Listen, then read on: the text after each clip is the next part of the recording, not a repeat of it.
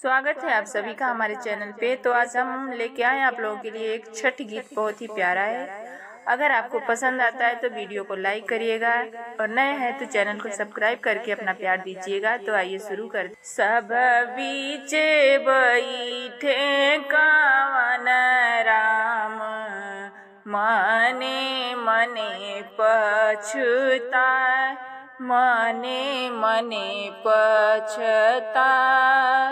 केई मोरे माड़ो छवई है, केई डली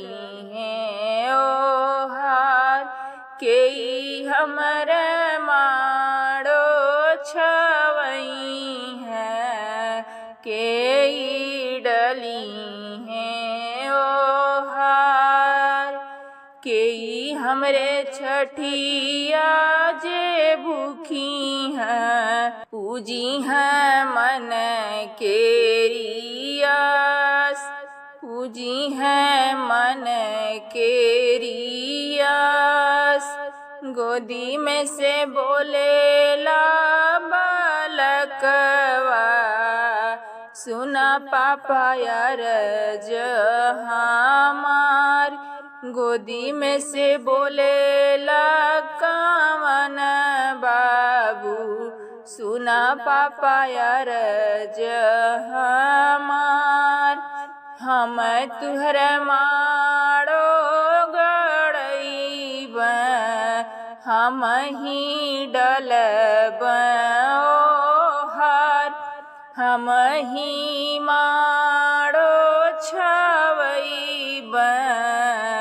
हम ही डलब ओ हार,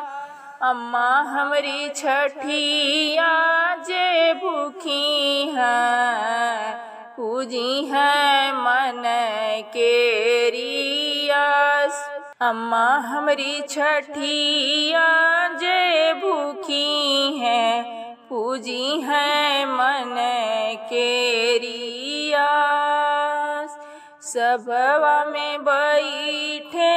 कावन राम, मने मने पछताय, मने मने पछताय, केई हमरे माड़ो छवई है, केई डली